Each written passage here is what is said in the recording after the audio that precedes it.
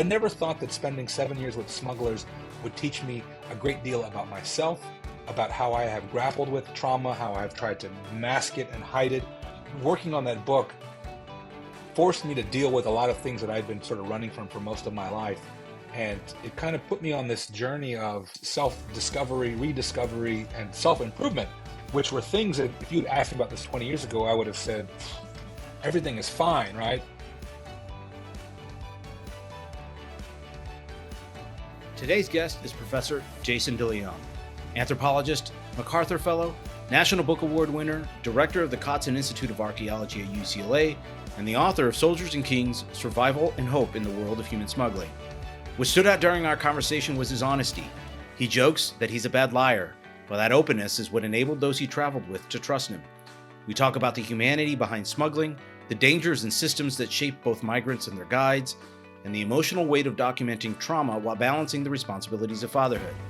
Jason's journey reminds us that empathy involves complexity and that meaningful change requires us to acknowledge uncomfortable realities. Let's start the show. Jason, thank you for coming on. Welcome. Thank you for having me. Excited to be here. So I stumbled on you at a Culver City book fair. You were on a panel, and I was taken by a lot of your words. I had not, but have since read Soldiers and Kings, which I want to talk a lot about. But I want to kick this off. First of all, you have a long list of accolades, including a MacArthur Fellow, a MacArthur Genius Fellow, which is the common trait. So I want to talk a little bit about that. But I think, are you just coming back from New Orleans? Did you receive an award there for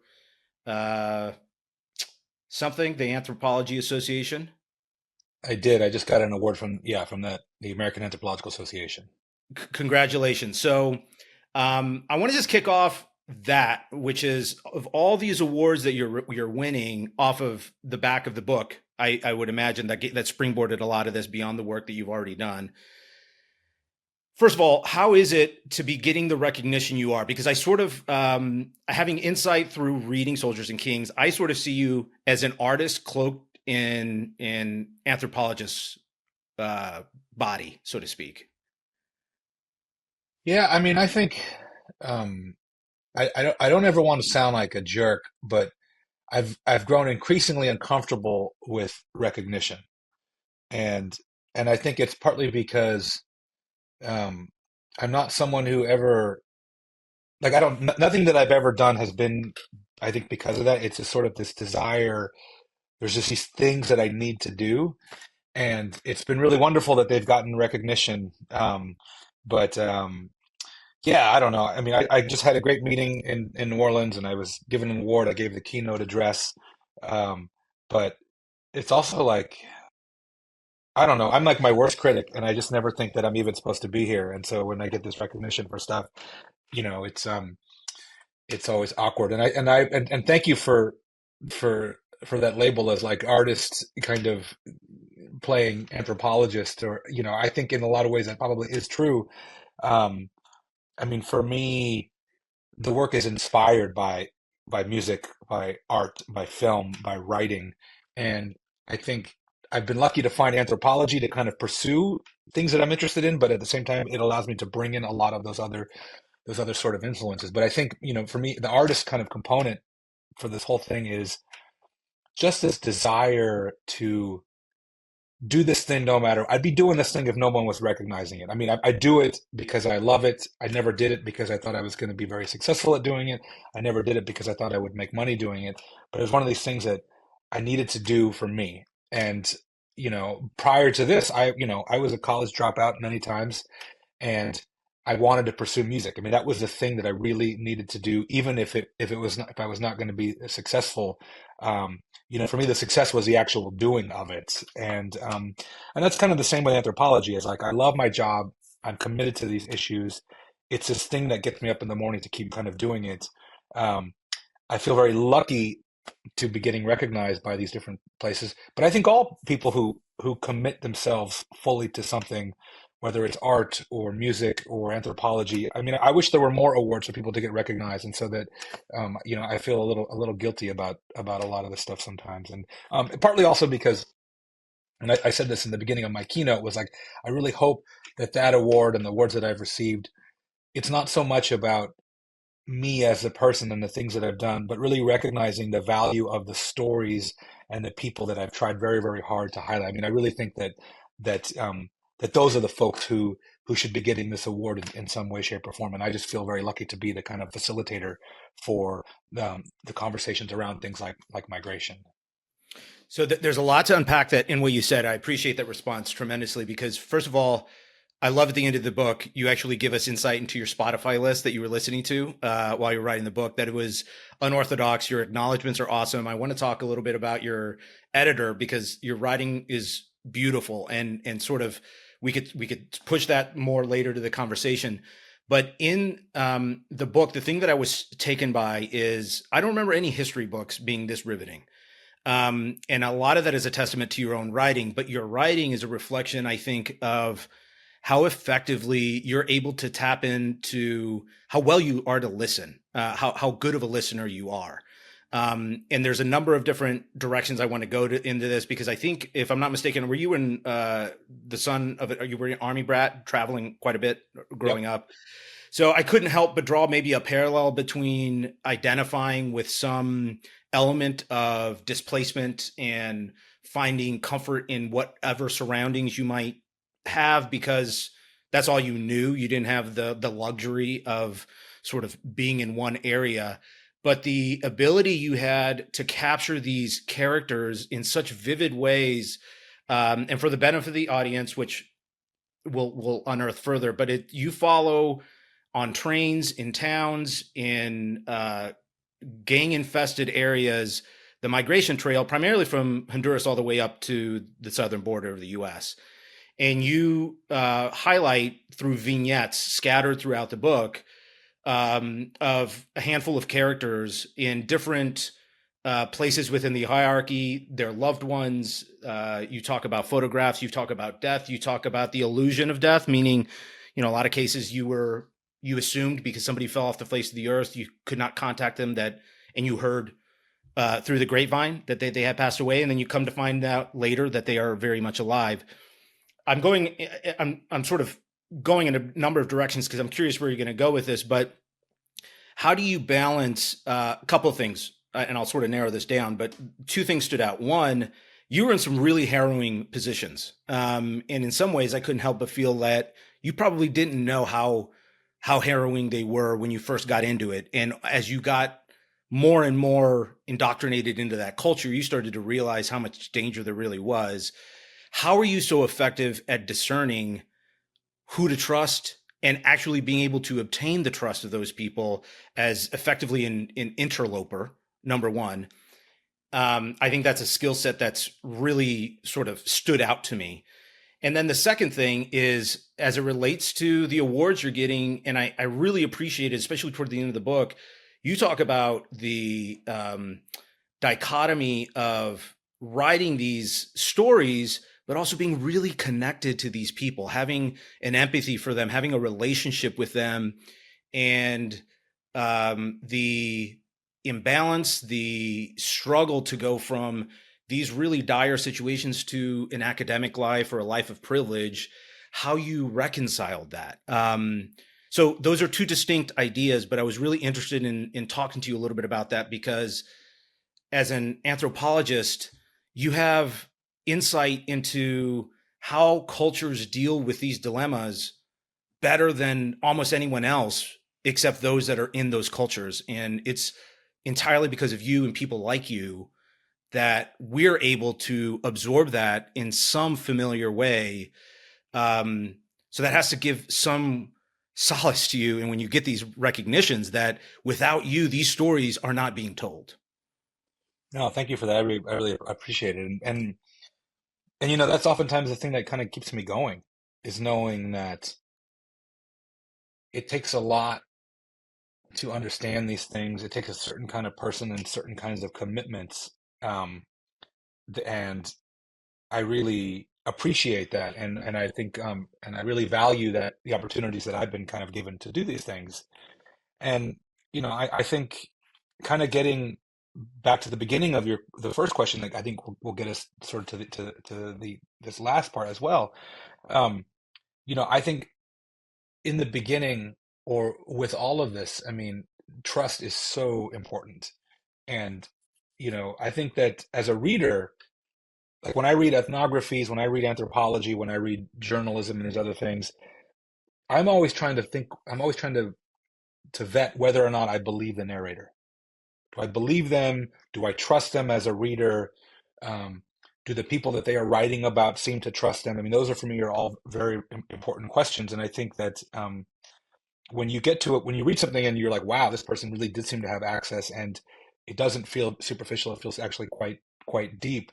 I always that for me it signals just how much energy and trust and all the things that are needed that this person has put into to accessing these stories. And for me, it's always been about being fully present and fully honest with every aspect of my life. I mean, and I don't really necessarily know where that comes from, but like, you know, I'm an overshare. I'm a terrible liar. Um, I don't like if like I have a hard time faking anything. And so for me, with anthropology or trying to understand other people's lives, I'm there because I really want to be there.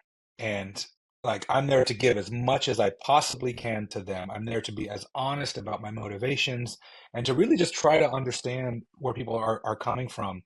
And that's just how I live my life. I mean, if I wasn't doing anthropology, I'd be doing this if I thought I would always teach high school US history, whatever it is I would be doing.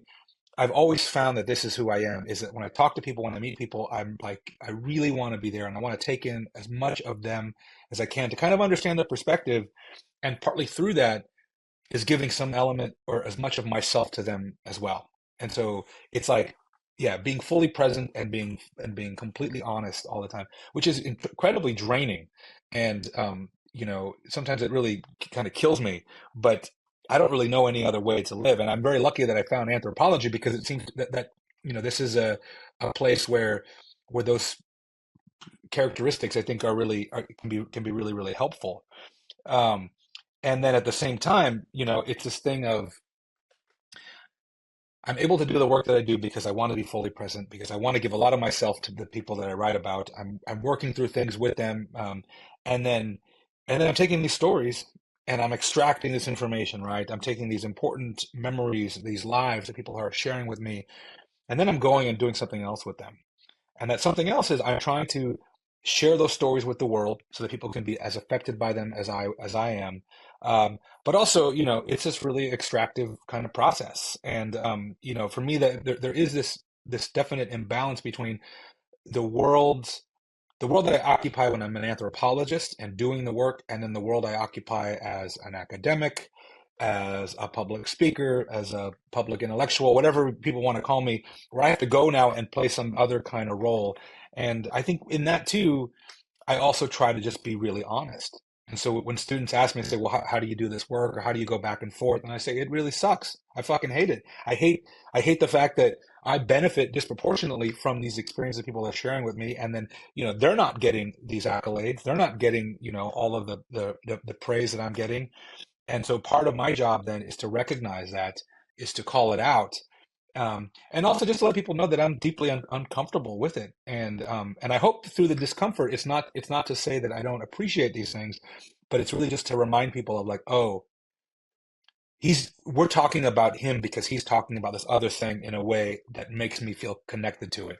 So for me, it's um, the way that I really have dealt with that imbalance is then when I'm talking about these things publicly, when I'm, engaging with the people who are the beneficiaries of this translation, is to remind them of what's actually at stake and why I'm there. And it's and to kind of tell them too, like, don't believe the hype.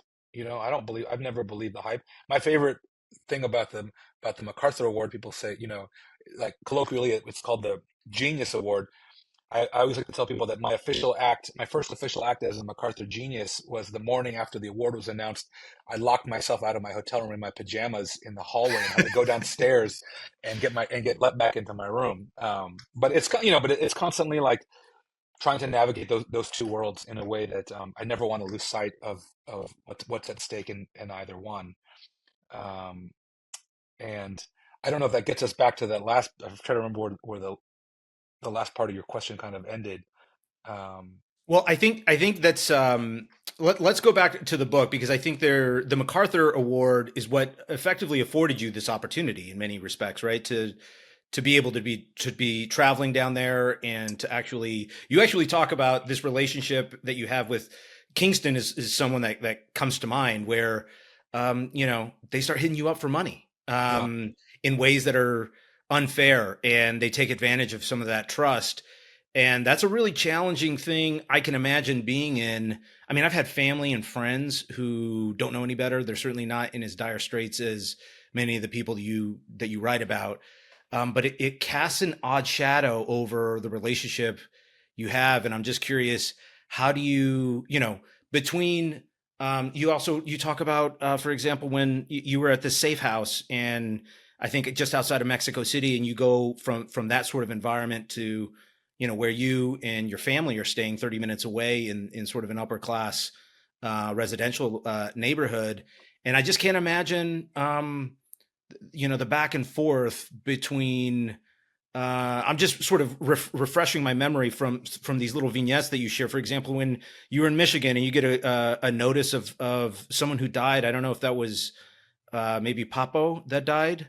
Um, so I'm just curious, like how do you work through that aspect of these relationships and telling those stories, and then having to do your normal familial job, yeah. of being present. Well, I was 3 years into this project when the MacArthur Award happened. Okay, So I was okay, already, I think, really the MacArthur Award was really more about my first book, Land of Open Graves. I think that's kind of what put me on people's radars.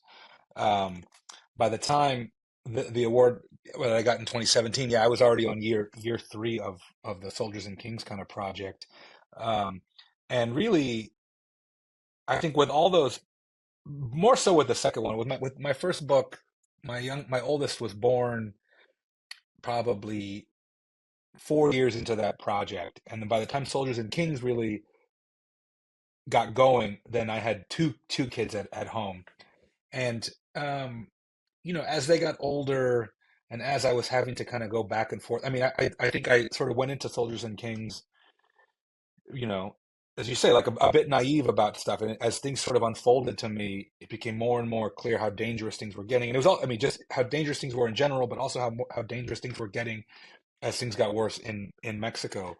And, you know, probably by year four of that project, I was really struggling then with the back and forth. And, you know, you spend 3 straight days in a safe house, barely sleeping, and then you go back home and have to change diapers and do all the kind of normal sort of family things. Um, that got really difficult, and given how old my kids are now and what I know now, I mean, this isn't a project that I would start if I had started fresh tomorrow. Um, but, at the same time, um, I think it's it's part of one of the unique things about anthropology is that this is sort of what we kind of signed up for, and um, it helps that my wife is an anthropologist, and so she sort of understands what I'm doing, what the kind of requirements are. Um, but yeah, I mean, and I think what you'll see as if you look at like the body of work of different anthropologists, I think you can see as they age, the projects kind of evolve alongside, the maturation process of those individuals. Um, but for me now, now that my kids are 9 and 12, it's really thinking about, well, what are projects that I can do that I feel really good about, that I'm excited about, that don't put me in unnecessary kind of harm's way, that allow for a better kind of home work kind of balance. But yeah, it's really tricky, and yeah, I mean, I don't want to say that having a family is limiting. I think for me having a family is really just puts a lot of stuff into perspective. sure. Well, I want to explore that, but I think just for the benefit of the audience, I'm hoping to dig in a little bit more about the human smuggling chain here. And so I think it's become a hot button issue, I think, under this administration. I know you've got strong feelings about sort of what's happening, which I want to provide enough room for you to sort of talk about that. But I want to ask, what do without what you do really well here, and I hate to dumb it down to something like Breaking Bad or even Sopranos, where on paper many of these characters can be despicable, detestable individuals, but you do an amazing job of humanizing them through their own stories and through show, not telling, right? Of who they are, how they navigate their own families. There's a hero's journey involved in a lot of these men because for better or worse, they were trapped into a life that they couldn't otherwise escape. And as they got further and further embedded, they found or at least sought opportunities to get out of these circumstances. And I think it's very easy for the public to headline these events as and sort of just label in black and white coloring. And I don't think that affords the complexity that's required here. And so I'm just going to read this phrase, and I'm hoping that might kick you off to sort of help us understand what you think the public most misunderstands about this process and how this all comes about. But the passage I'm referring to is cracking down on human smuggling is largely impossible for the simple fact that it's the beast with many heads. Granted, there are certain individuals who sit at the top of unstable criminal hierarchies, but their positions are fleeting and they are easily replaced following arrest or death. The same is true of the grunts who do the bulk of the dirty work involved in getting immigrants from point A to point Z. And so I'll sort of leave that with you and as an offering to help break down what I think most people, what you think most people get they mistake about this process. Yeah, I mean, I think if you hear that someone's writing a book about smugglers, if like most people would just assume, okay, well, I tell me all about the bad guys, right? Tell me all the things that I already know about this thing, but just tell them maybe in more graphic detail. And I think for me, the goal really is to say, here's a book about smugglers. And people should know that one, nobody chooses to be a smuggler. They don't wake up one morning and go, man, you know what I've always longed to be is this. And two, it's never black and white. Nothing in this world most of the time is black or white. There's so much gray area, and yet we need things to be simplified. We need, because and maybe this is what anthropology does really well. We complicate seemingly straightforward things, and I think not just to do it, but I think because a lot of the world is complicated, and we need to kind of understand these things. I mean, I think about um, the conversations that we've been having about gender and gender identity in the last 5 years in this country. Anthropologists have been having that conversation for a very, very long time, and just trying to get people up to speed to say, you know what, we live in this supposedly binary world that we've just assumed has existed for the history of our species, but in fact, it's a cultural construct that's very new, and that the world is a very diverse place, and we need to understand that because and even if it challenges us, I mean, I think we really need to be challenged consistently because we're oftentimes we're building off of assumptions that maybe aren't grounded in a reality or that's not we're not well informed. I think nobody is perfectly informed about everything, and so there's always room for us to kind of learn things. And for me, with the smugglers, it really there's a lot of different messages kind of layered in the book, but I think maybe for sometimes for a general audience, I just want to say, look, I want you to understand who smugglers are, what they do, what their lives are like, how they ended up there, all the many things that have shaped their experiences that are oftentimes deeply connected to U.S. Political interventions, economic interventions, and what happens if we, the American consumer, stop seeing smugglers as the bad guy, instead begin to see them as how migrants see them and how a lot of their employers see them as service providers, that these people need to get from one place to another, and then these folks are providing that service. And this doesn't happen in an economic or cultural vacuum because we, the consumer, the American consumer, the food that I eat on a daily basis passes through the hands of migrants. And those migrants didn't just land here from a spaceship, right? They were brought here oftentimes by smugglers. And so if we think about those connections, then we suddenly go, well, if the smuggler is the bad guy, I'm related to this bad guy because I'm the one who is helping to fuel the system, and I'm the one who's buying, who needs the food on the table, and needs someone to pick that food. And so these folks are in some ways, the food that's on my table has been has been brought here partly through the work of smugglers that I'm paying for in different kinds of ways. And so I think when we start kind of doing that, it just gets things a lot more complicated. And I think the goal is to not tell people how to think about the world. And I think this is the problem with writing stories about migration, about borders. And I tell people this all the time. I say, we don't need more stories about the border. We don't need more stories about migration. We've got a million of those, and it's all the same tropes. It's all the same narrative over and over again. And I think what we need is more stories about people who happen to be migrants, who happen to be smugglers, who happen to be crossing borders, who happen to be connected to these things in different ways, but who we can understand as being representative of much larger kinds of issues. Because I think if you understand the whole system and how it works and its complexities, then you go, well, wait, if that's really what's going on, why would a border wall solve, how is a border wall going to solve climate change, right? How is a border wall going to solve labor shortages in labor markets that most Americans don't even want to, don't even want to think about, much less participate in? And so that's sort of how I think about my job is to give people some food for thought so that they can take a step back and then decide how they want to feel. But, rather than, I mean, there's a lot of stuff out there that just tells you, you know, smugglers bad, migrants good, or whatever. You can seek out those things and get a very simple narrative. And I really just want people to engage with the world in a more realistic way, where they can then walk away and feel like they're in a conversation with me, and that they can figure out how they want to move forward with what new information they've just maybe taken on. Tell me more about how many of these smugglers get involved. Yeah, I didn't in the beginning. I had really no idea how people got involved in smuggling. I mean, I just thought, I don't know, you're a dirtbag, and then you just kind of do dirtbag kinds of things. Um, and, you know, so many of the guys that I worked with came from, I mean, everyone that I worked with came from poverty, like immense poverty, no education. They were struggling to put food on the table. They were little kids. There was no food on the table, so they had to leave. Um, all of them were failed migrants. So people who didn't have a safety net in some other place to receive them. They didn't have skills to enter a kind of normal workforce. They had been raised on the streets. They had been raised around a lot of violence. They were really struggling with a lot of trauma.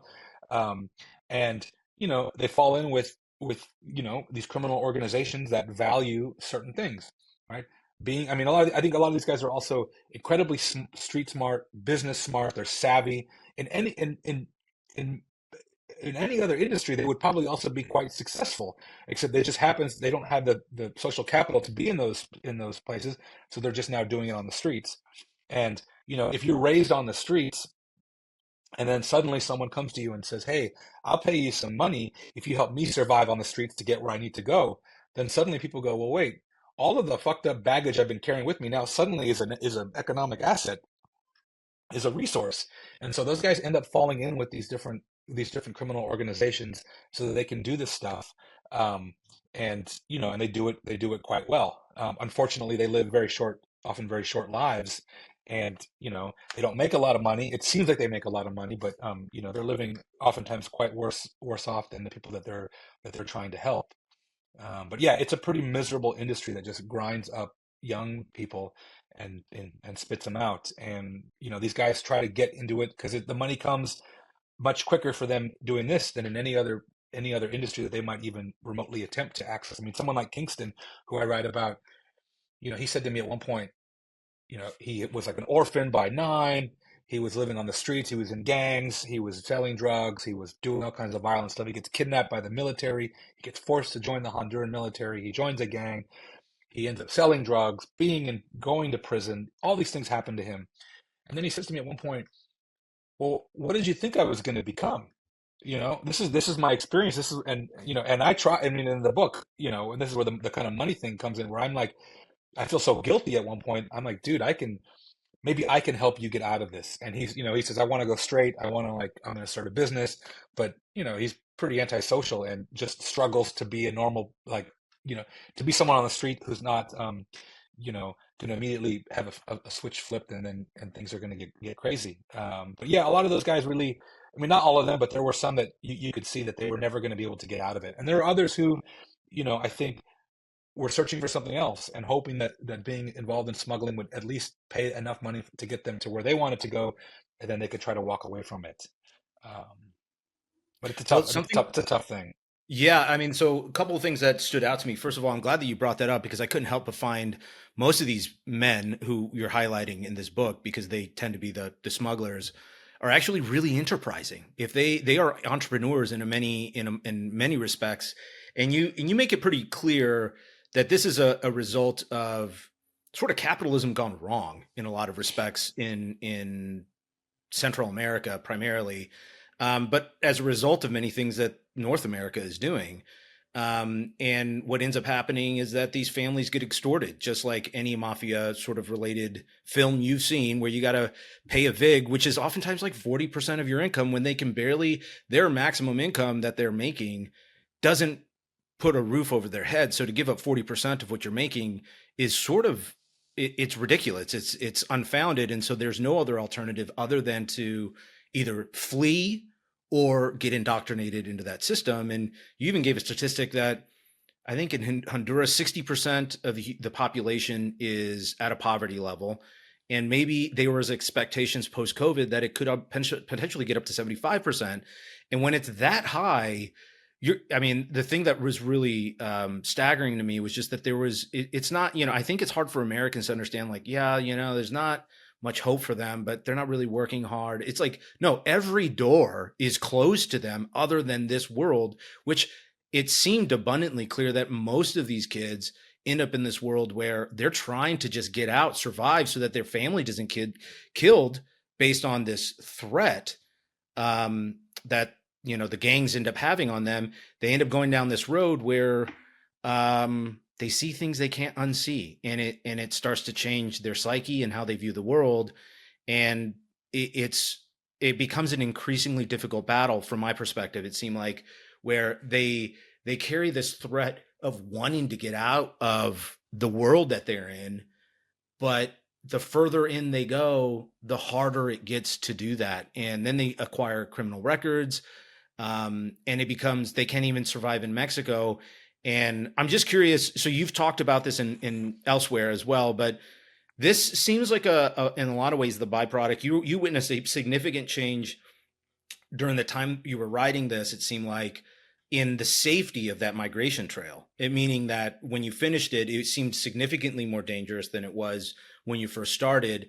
And I know that you've written about the PTD, the prevention through deterrence, that the U.S. had put out in the mid 90s. How has the U.S. policy influenced the safety of that migration?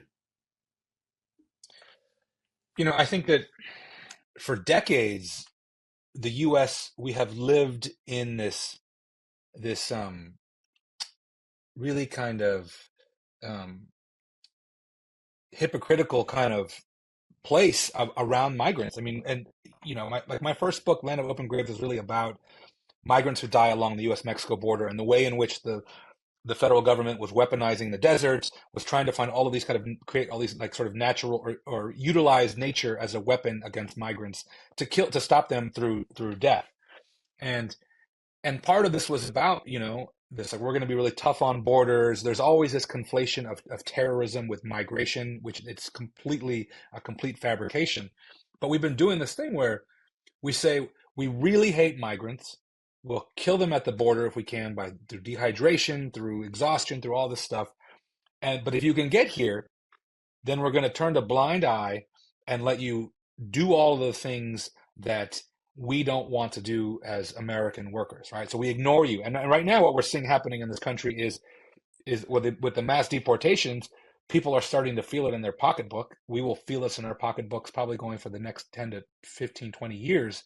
And it's also totally unsustainable. I mean, this like blitzkrieg that we're on right now of terrorizing undocumented folks is going to have a lot. I mean, it's one.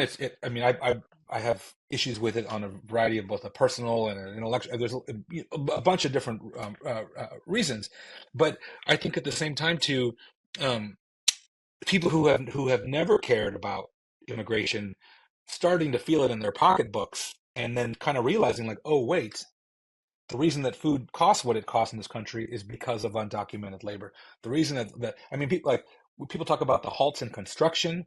they talk about in these halts in a lot of other industries and going, well, what's going on? Well, we're terrorizing the workers who do all those things.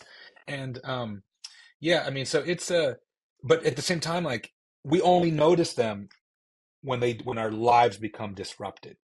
Because most of the time we don't care about them when they die at the U.S. Mexico border because we never see that. No one's, we're not paying attention. It's happening in the middle of nowhere. And then once they get here, you know, I'm not sitting down to a meal and going, well, I wonder who got paid to pick these tomatoes and who got paid to pick this. Like, what did they get paid? All of those things. I mean, if we had an app, right, that if every time I sat down to eat, I had to scan my food to get a sense of where that food came from, or where the clothes that I'm wearing came from, um, you know, I think that would potentially change a lot of people's perspectives on like, well, wait, how are we killing them in one place, ignoring them in another, and then still directly benefiting from them, on a daily basis? But the U.S. government, I mean, Land of Open Graves is really about what we were doing at the U.S. Mexico border. I think that Soldiers and Kings is really about these binational or these international attempts to slow migration to the United States by conscripting Mexico and other places to kind of stop that labor. But um, you know, people people don't want to migrate. Hondurans don't. I mean, nobody wants the American dream in the way in which Americans kind of imagine. Like they're going to come here and steal my jobs, and they're going to become an American. Like people don't want to do that. They want to come here. They want to earn money and be able to put food on the table back in Honduras, and then they want to be able to go home. And I think that if we really understood that like they're leaving because home is not sustainable. Whether that's because of the drug, you can think about the drug wars in Mexico, and people go, "Well, that's Mexico's problem," and they go, "Well, who is supplying the weapons and who is buying all the drugs?" Right? We are buying all the drugs, and we, the American people, are supplying the weapons. But we have this like certain kind of vision of it. I think about climate change in Honduras. Honduras is not driving climate change; the U.S. is, and yet it's really impacting these other places, forcing them to leave those countries. And I'm a big fan of investing in these other countries because I think it would, one, help people to kind of stay where they really want to stay. I think it would be better for the global economy in general, be better for a whole range of things. But we, the American people and American corporations, we love cheap, expendable labor. And so the undocumented labor force is something that we've long been invested in because it just keeps the machinery going. And whenever someone says, well, Mexico's stealing our jobs, Mexico's not stealing our jobs. We're now just sending those jobs to Mexico because it makes more money for American business owners. But it's this whole thing. It's like we love you, we hate you, and we ignore you.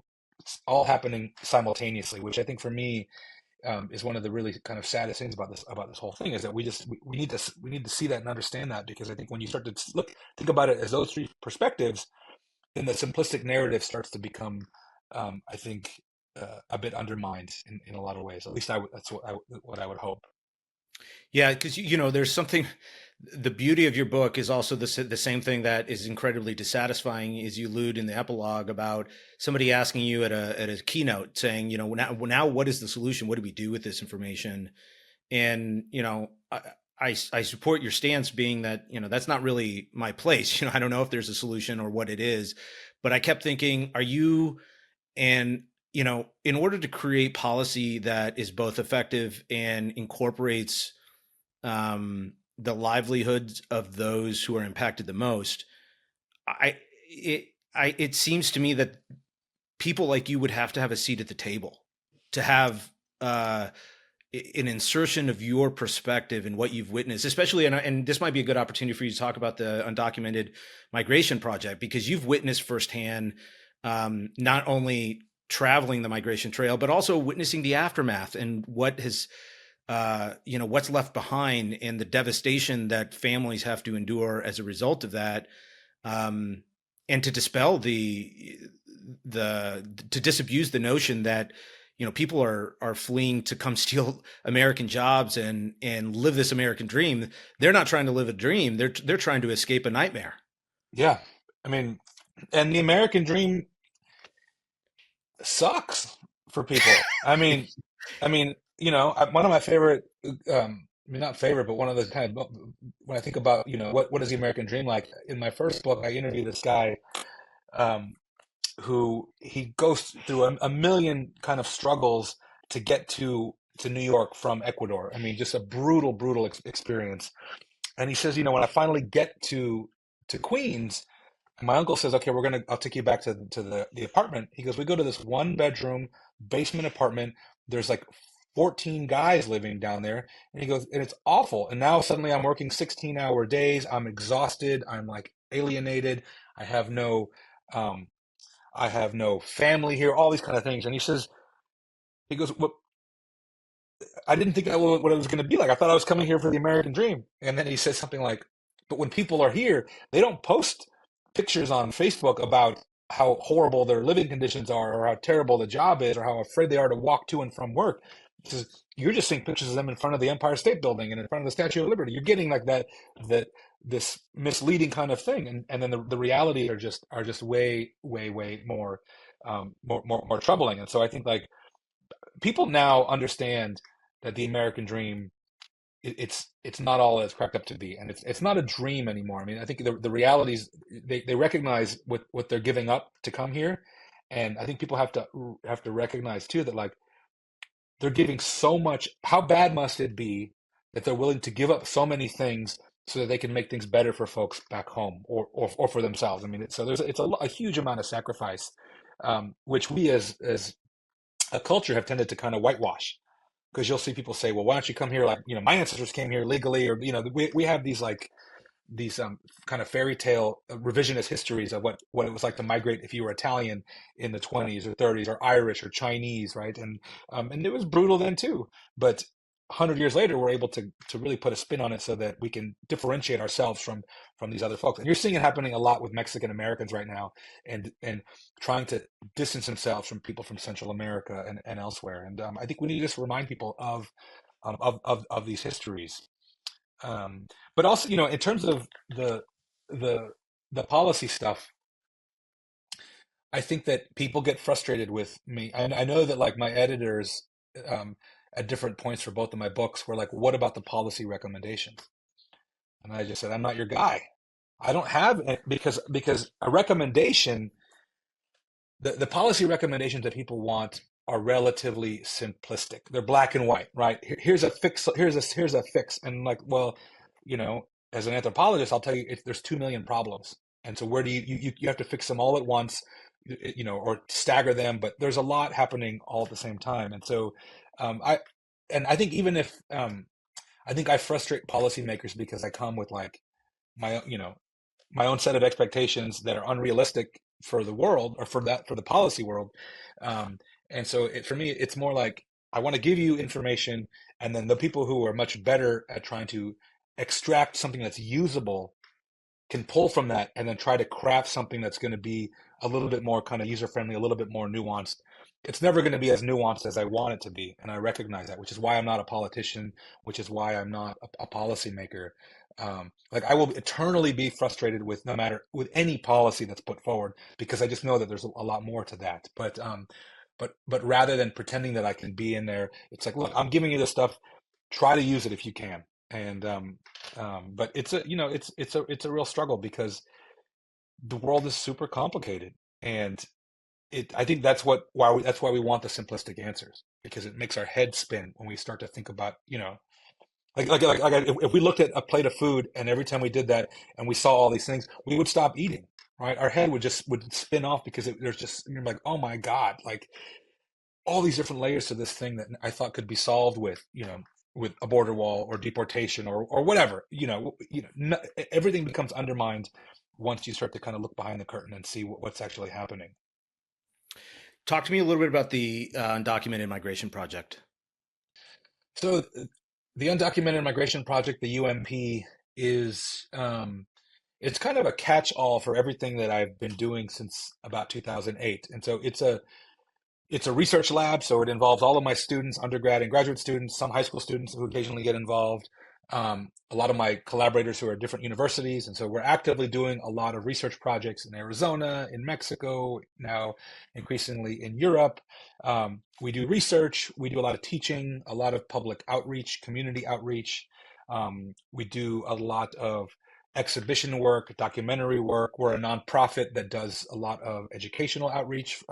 We're increasingly trying to work with young people in migrant sending communities. But it's kind of like the I don't know, the like headquarters for all the different things that we have kind of going on all at once. And so like some days I'm like professor doing professorly kinds of things. Other times I'm a curator, I'm a photographer, I'm I'm always trying to do a whole bunch of different things at once. Partly because I get bored so easily, but also because I do think that it's important to try to connect with people in different ways. And I think, this is probably where my artistic kind of slant comes in is I want to find as many different ways to engage with people, whether that's through art, through music, through photography, through film, through writing. And so the UMP kind of allows me to do a lot of those things. Let's switch gears a little bit because I would be remiss if I didn't talk at least a little bit about how, or at least ask how what you've endured, what you've witnessed has shaped you as a father and as an artist. Where do you see some of what you've experienced coming through? And also, and as an educator, I mean, I'll tell you, as I read the book, I really wish I could have been taught by somebody like you because it brings these issues to life in a way that's dissimilar to how I learned history, for example. It's not just dry words on the paper; it's actual people in context, in quotations.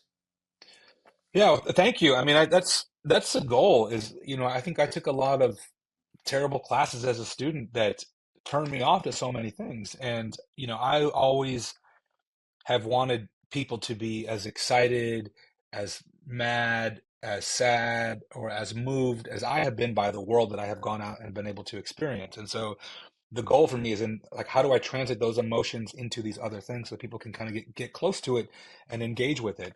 And I think that's kind of what the UMP really just tries to do in general is we want people to to feel welcome into the conversation. Sometimes we want them to feel like they're collaborators or like they're just or that they can just be there. I can bring you as close as I can to this thing and not in a way that's making you feel guilty, not in a way that's like speaking down to you. I just want you to see kind of this is what I saw and I'm just trying to share this kind of story. And hopefully, people will be able to take something kind of from that. Um and um, yeah, so that's sort of the kind of long-term goal. But you had another question before that. I just lost my train of. About how has it come through in you as Oh, an artist and a father? yeah, yeah, and I think um, this whole this whole thing has changed. I mean, anthropology has changed me in so many different ways, and um, I feel like you know becoming a father was really helpful to me in that I suddenly had a lot more responsibilities. And, you know, I was a real fuck up for a long time. Even when I was, like I did this keynote last week in New Orleans, and part of it was just about my own kind of journey, my own struggles with depression, my struggles with dealing with childhood trauma that has deeply impacted me at my core, which I have had oftentimes really tried to mask through self-medicating, through sort of risky self-destructive kind of behavior.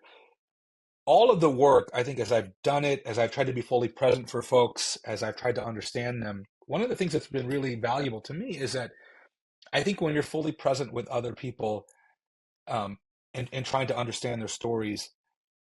That one of the things that they'll do, or at least that I've found, is that they will give me these gifts of connecting back with me and really, like I never thought that spending 7 years with smugglers would teach me a great deal about myself, about how I have grappled with trauma, how I've tried to mask it and hide it. And, working on that book forced me to deal with a lot of things that I'd been sort of running from for most of my life. And it kind of put me on this journey of, sort of self discovery, rediscovery, and self improvement, which were things that if you'd asked me about this 20 years ago, I would have said, everything is fine, right? I'm a Gen X male, so everything is totally fine until it's not, right? It's like I run on kind of two speeds, like super common and super not. And so with those guys, seeing it in them and then having this recognition of kinship between us really forced me to kind of think about stuff in different ways. And I feel like, you know, I've been a lot more open in the last couple of years talking about being a survivor of childhood sexual abuse, of being as someone who has struggled with self-destructive kind of behaviors. And I talk about this stuff now, and it's funny. I had someone say recently, like I'm really worried about you. And I said, well, why is that? It's like, well, because you're talking about all this stuff. And I said, well, no, that's actually a sign that I'm doing really well because I am talking about all of this stuff. It's not manifesting itself in these other ways. And I really attribute a great deal of that to working with these men who shared their stories with me and who helped me to kind of see what was happening for myself. And I'm deeply grateful to them. I will be forever. And that's kind of what I love about the work, about what I do, is that I'm not going into this thing just going, well, here I am, the storyteller who's going to come, give me all your information, and I'm going to go, and I will tell the people about what's going on. No, it's more I come in and go, I don't know what's happening here. I'm really curious. I really want to be here, and I'm hoping to be surprised. I'm hoping to be changed, to be moved, and through that, I hope that there will be some new growth. And I'm a lifelong learner, and I really hope that I'm also a lifelong kind of a person on a lifelong journey to become a better person. And we have this. I remember when I was a kid, and people would say like, "Well, he's just kind of stuck in his ways," or "That's just how he is." And I kind of grew up thinking like, "Oh, well, it's totally fine for men to kind of be like that, and then women just have to sit around and just kind of deal with it." And I'm grateful now to go, I never want to be like that. I never want to just go have someone make excuses for me. I really want to be able to try to learn and to become a better person. And I have found that through the work and being a dad, I'm trying to become a better, all these things. Is this reciprocity that happens with the work that I really love. And it's kind of what keeps me doing it. That's such a beautiful response. For what it's worth, that reflection I witnessed as a reader. I felt the same way reading a lot of these about these men, and even sort of the contradictions within the same sentence that they had. I could relate to, certainly now, but definitely when I was in my early 20s and navigating my own forms of trauma. A couple of questions, because I know that we're coming up on time. What was your writing process like for this when you're doing this work? Because you're doing long days, you're drinking beers, you're traveling, you're taking photos. How do you going home and writing all this? Are you recording everything, going back to the tapes and sort of listening to it, or the digitized recordings? Are you constantly taking notes? That would seem like it would take you out of listening and maybe throw some people off. What does that process look like for you? I'm a terrible note taker. I don't take notes. I have some colleagues who say that I do 12 hours of work and then I go home and I write for 3 hours. I'm like, I go home and I go to bed. Yeah. you know I record almost all the interviews that I do, and so I've got hours and hours of recorded audio. I take a lot of photos. The photos are kind of visual notes for things. Um, but for me, the writing process was more like I did the field work. It was about 7 years of field work off and on. COVID was sort of in the middle. It was about 5 years of, is that right? No, probably about, yeah, almost 5 years of field work, COVID, and then another year of back and forth. But during the time, during the 7 years of the field work that I was doing, I actually wrote very little. There's only a few pieces that I wrote that were kind of related to the smuggling stuff during that time. And it was partly because I really needed to kind of sit on it.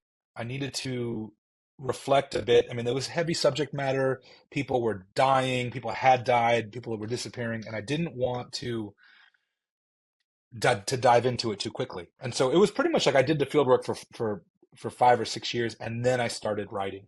And then I just wrote for a year and a half, 2 years straight. And then during the course of that, I went back a couple times to do some follow-up interviews. But I really kind of wrote everything at the very end. And that's kind of my approach to a lot of this stuff. Is I just need time to think on it and to be able to kind of to sit with it, to revisit it. I was definitely smarter and thinking about things differently year one than I was year seven. And I think I kind of knew that was going to happen. And so I wanted to wait as long as I could so that I didn't want to rush into anything. And I wanted to have as much time to kind of ruminate and mature before I started writing about the stuff. I'll ask one second to last question, which would be if your children decided to drop out. As it's ironic that you're now an academic having dropped out. What would you say? How would you approach that? I think that you you have to pursue the thing that that moves you. The thing, I mean, like and I'm very grateful. I was like the first person in my family really to go to college and to finish college and to graduate. To go to graduate school, I was the first person to do that. And my mom, who um, never was able to finish her degree, got very close, but was, went as an adult student, was taking night classes and doing all this kind of stuff. She never put the burden on me, the kind of like immigrant parent burden of you have to be successful, you have to be a doctor, you have to be a lawyer, you have to make a lot of money. That was never ever anything that was even remotely approached. What she would say to me was, you should find a thing that you're really passionate about. You should find a thing that makes you really happy, and you should do that thing regardless of what other people think. And because you don't ever want to have a regret about not pursuing something because you just didn't think you could do it. Even if you fail, at least you gave it a shot. And so when I kept dropping out of school to play music, she never said you need to go back to school. She never said, she said you got to get a job because you're living in my house rent free. But she never said you need to go back to school. She was like, you should just do what makes you happy. And that was probably the greatest gift she could have ever given me, because I went out, I pursued music. It was a beautiful disaster. I failed, but I also succeeded. And I think those experiences shaped who I became later as an anthropologist. They shaped my perspective on the world, and I love it. I mean, the failure that was my like early college career and my music career was probably one of the most important things that's ever happened to me. And so, I tell my kids now, because I have a middle schooler, and they're already starting to have the conversations about, well, you need to do these activities in the summer for this, and you need to start building up your resume so that you can go to graduate, you can go to college. And I just said, look, don't listen to the hype of any of that stuff. Obviously, you need to do extracurricular kinds of things. So, but you should do the things that you're really excited about. And I believe that if you pursue the things that bring you joy, then you're never going to fail.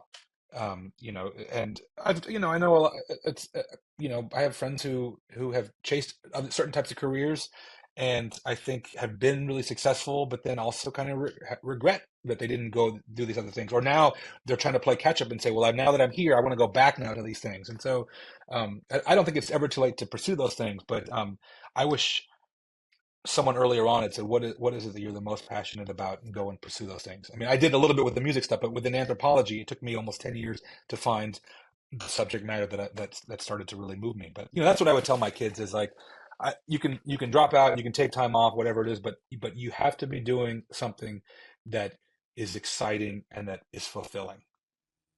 That's sage advice. Any closing thoughts or things you think we might have missed? I just saw people, right now is a time where, we are seeing immigration up close and personal. And obviously it's very disturbing for many, many people and for many, many communities. But I think people also need to know that this has been happening for a long time in a variety of different ways.